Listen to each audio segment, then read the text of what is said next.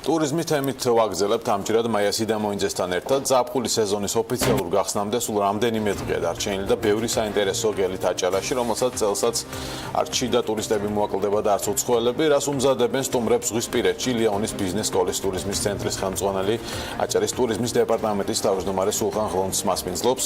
დილამშვიდობის მაია. დილამშვიდობის, დიდი მადლობა წარდგენისთვის. ჩვენი დღევანდელი რუბრიკის თემა არის ზაფხულის ტურისტული სეზონი და რა თქმა უნდა, ყველამ ვიცით, რომ აჭარა ფაქტიურად უკვე ყოველ სეზონური ტურისტული მიმართულება გახდა, თუმცა დარწმუნებული ვარ, რომ ზაფხულისთვის განსაკუთრებით ემზადება და სწორედ ამისათვის აჭარისა და კურორტების დეპარტამენტის თავმჯდომარე ბატონი სულხანი გვერდდება. ბატონი სულხან, დიდი მადლობა ეთერში ჩართვისთვის და სტუმრობისთვის. მოგესალმებით მაია, მოგესალმებით სტუდიაში.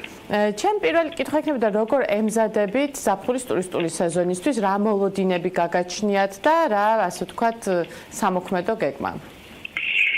უპირველეს ყოვლისა, დიდი მადლობა კიდევ ერთხელ იმის ძალიან ინტერესებით აჭარაში მიმდინარე ტურისტული მოვლენებით. მე მინდა გითხრათ დავიწყო მნიშვნელოვანი ინფორმაციით, რომელიც ჩვენ გვაქვს 4 თვის მაჩვენებელი, პირველი 4 თვის მაჩვენებელი, რომელიც ჩვენ გვაქვს 2017 წელს ანალოგიურ პერიოდთან მიმართებაში 2018 წელს 61% არის მაგალითად აეროპორტში ტურისტების რაოდენობის ზრდა და საბოლოო ჯამში ეს ზრდა არის 28% ყველა ადმინისტრაციული საზღვრიდან, რომლიდანაც შემოდის აჭარაში მგზავრები, თუმცა კიდევ ერთხელ როცა ამას ვამბობთ ხოლმე, მუდმივად გვიწევს იმის დამატება, რომ ამაში არ შედის ის მონაცემები, რომლებიც დანარჩენი საქართველოსთან შემოდიან, გულისხმობ სხვადასხვა ქუთაისსა და თბილისის აეროპორტებს, გულისხმობ სამანქანო და სარკინიგზო მიმოსვლას, ეს კონკრეტულად მოიცავს 3 ადმინისტრაციული საზღვრის კვეთას, ეს არის სარფი, აეროპორტი და პორტი.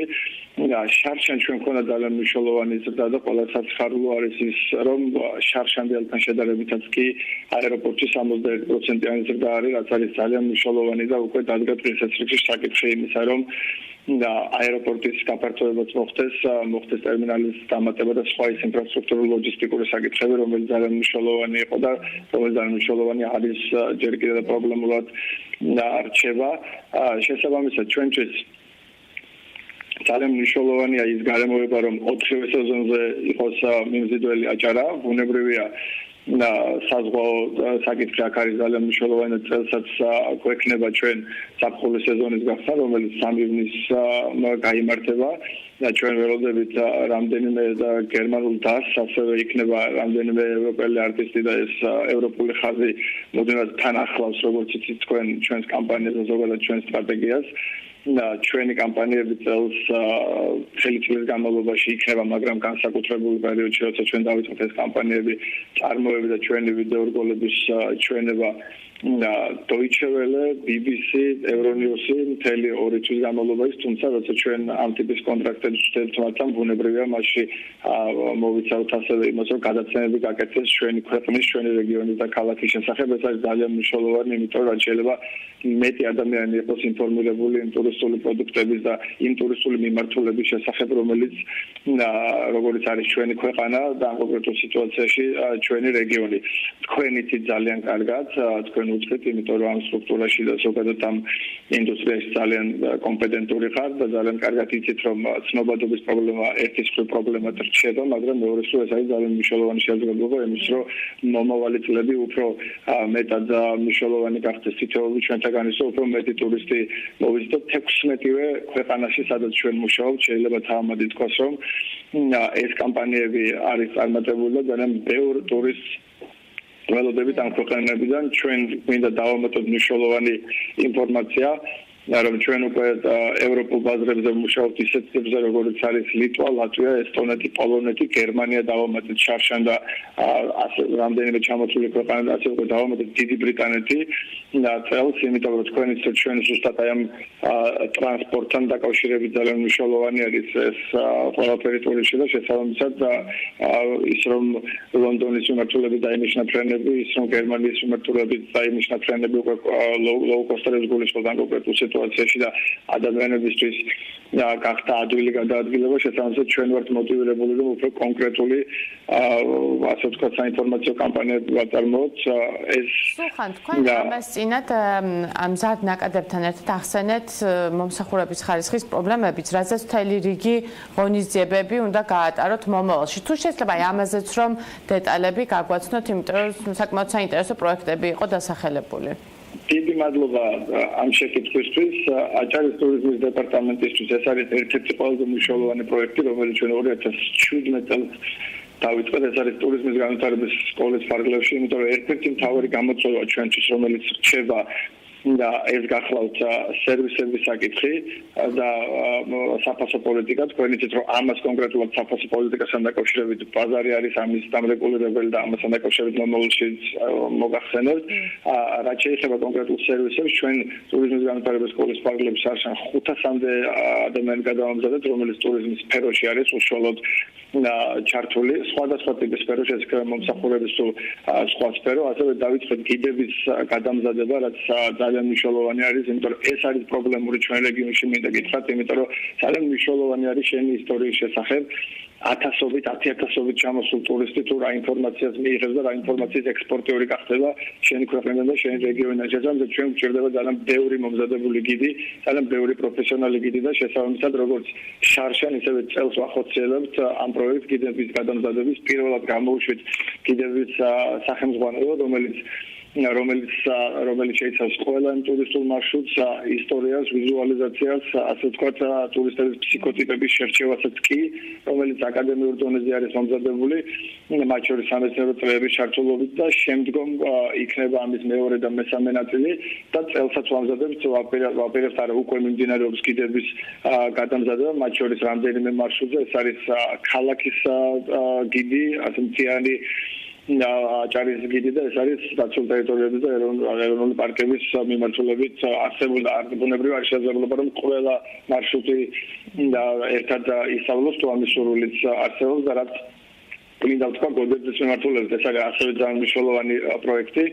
თქვენ იცით რომ ანტისასტუმროს მშენებლობა იწყება გოდერძიზე, ასევე ინფრასტრუქტურის მთავარი პრობლემა რაც დღემდე რჩებოდა, ერთ-ერთი მთავარი პრობლემა ეს იყო ქვის პრობლემა, რომლის მშენებლობაც ასევე იწყება, გულისხმობ ხულო გოდერძის და ზარზუს შემართულებას, რომელიც სამხრეთ ჯავახეთს და ასე ვთქვათ აჭარას ერთმანეთთან აერთებს გოდერძის უღელტეხილით მოწესრიგებული ინფრასტრუქტურით, რაც არის ძალიან მნიშვნელოვანი და ფანტასტიკური შესაძლებლობა რომ უკვე ორი მხრიდან გაიხსნას ეს რაღაც ჩიხური სიტუაცია აღარ იყოს და იყოს სივრცე, რომელიც ყველასთვის იქნება ათვისებული. გოდერძის მიმართულებაზე რა გავაკეთეთ? ჩვენ ვნახეთ, რომ პირველი სოფელი, ანუ გოდერძიმდე, რომელიც გახლავთ დანის პარაული და შემდგომ უკვე არის კურორტი გოდერძი, იყო ძალიან დატვირთული სასტუმრო სახლები. ჩვენ ვუკეთებთ ბუნებრივი ამათ რეკლამირება და ვეხმარებით საოჯახო ტიპის სასტუმროების განვითარებაში. ვნახეთ, რომ დატვირთულობა იყო ძალიან მაღალი და დავიწყოთ უკვე ენების შემსწავლელი კურსების გაკეთება კონკრეტულად ხულოს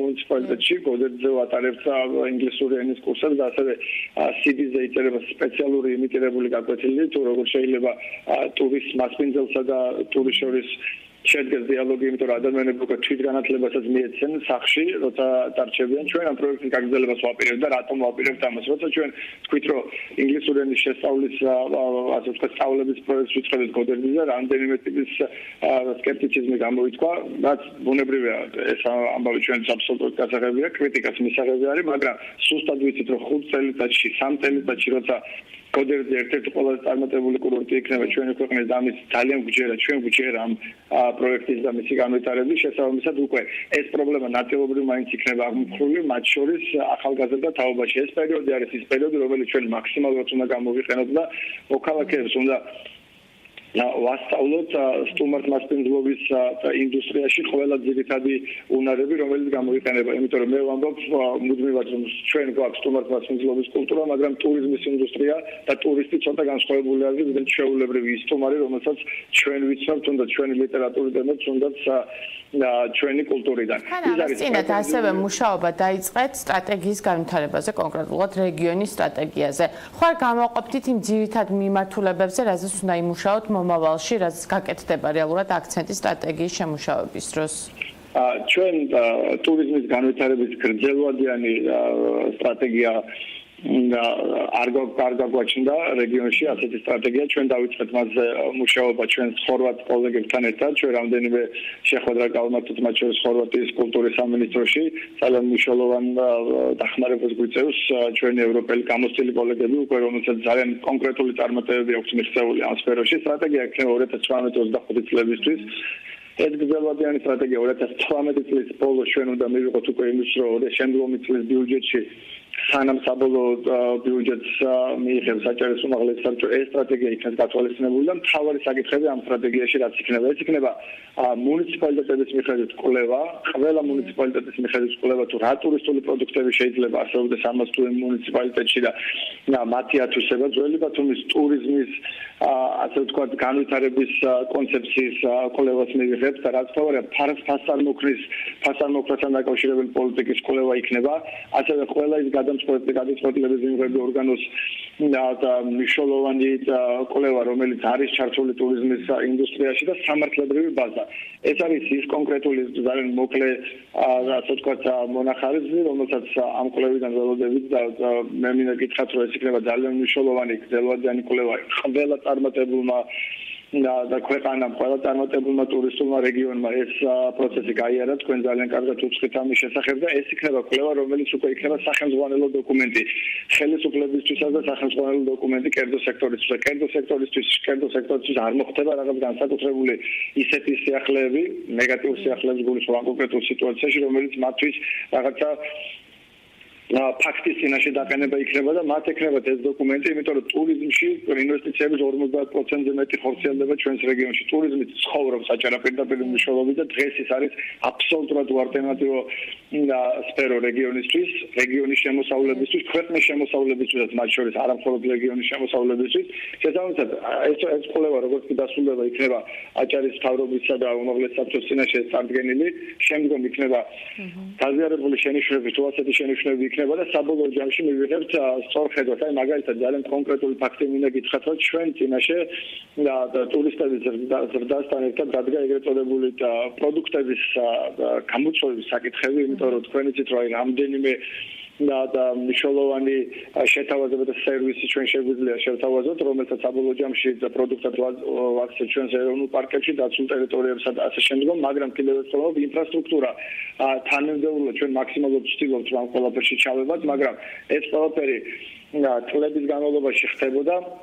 ალბათ განვითარების ეს ეტაპის გასავლელი იყო წლების განმავლობაში ხდებოდა კონკრეტულ სტრატეგიაზე დაყრდნობით არ იყო ეს ყველაფერი. ეხლა უკვე ეს ყველაფერი იქნება კონკრეტულ სტრატეგიაზე დაყრდნობით და გვეცოდება მაგალითად აი რატომ ვაკეთებთ ორთაბათუმის მხრიდან ამ პირალას განვითარების კონცეფციას, რომელზედაც ეხლა UNDP ძალიან აქტიურად გვეხმარება. დიდი მადლობა მინდა მე მათ ამის უსუთხა რამდენიმე შეხვედრის შემდეგ პრაქტიკულად მათაც დაიჯერეს ამ პროექტის რომელიც სხვათა შორის რომელსაც ძალიან უჭერს ხარს ადგილობრივი მოსახლეობა და ბევრი ამ ტიპის პროექტი არსებობს, იმიტომ რომ ერთის მხრივ კონდეს სხვა, მეორე მხრივ 1 საათის სავალზე კონდეს ფანტასტიკური სამწუხაროდ ჩვენი დრო იწურება და ბოლო კითხვას გკითხავთ.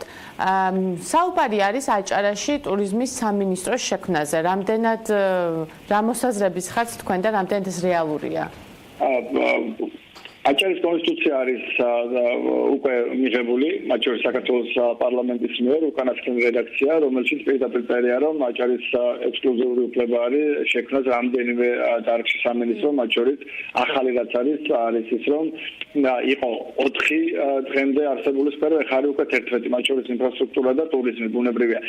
ჩემი მოსაზრება ამ საკითხთან დაკავშირებით არის შემდგომი, რომ ამგვარი იმ კანონმდებლობიდან, რომელიც არის ეს კანონმდებლობა არის შემდგომი, აჭარის მთავრობას ვეღარ ეყოლება ვერც CP, ვერც საქორწინებო დაწესებულება და მას უნდა ყავდეს სამინისტროები. დღეს არის აჭარის ტურიზმის დეპარტამენტი, აჭარის საქორწინებო დაწესებულება, რაც გულისხმობს იმას, რომ აჭარის მთავრობის შემადგენელი ნაწილი არის და აჭარის მთავრობასთან ძალიან კონკრეტული დიალოგის რეჟიმი აქვს, მათ შორის მთავრობის ხელმძღვანელზე ბუნებრივია. იმ შემთხვევაში თუ აჭარის მთავრობასა და ტურიზმის დეპარტამენტს შორის, აი კონკრეტულად მაგალითად რომელიმე სამინისტრო ჩადგება და აჭარის ტურიზმის დეპარტამენტი იქნება სიპი, მე გეტყვით პირდაპირ მალე რომ ეს ყველაფერი გაართულებს ურთიერთობას გადაწყვეტილების მიღებ ორგანოს ერთი ნაბიჯით უკან დაწევს ამ შემთხვევაში ტურიზმის დეპარტამენტს და შუალედური როლი გაჩნდება და ჩემს ეს იქნება ბიუროკრატიის ზრდა.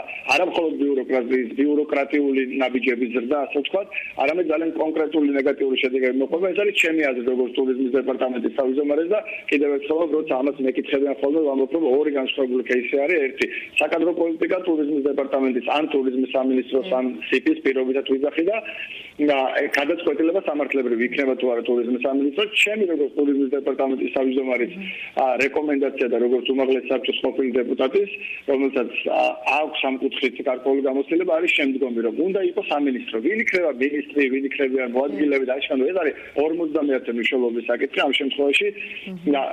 სფერო, რომელიც ყველაზე დიდი კონტრიბუციის შემომტანი არის ქვეყნის ბიუჯეტში, მათ შორის რეგიონის ბიუჯეტში, შეგვიძლია პირდაპირ თქვა სამშენებლო ბიზნესთან ერთად, მაგრამ ისიც აპართ ჰოტელების განვითარებაზე ორიენტირებული და შესაბამისად ესეც ტურიზმის სფერო არის ერთუშელოვნად.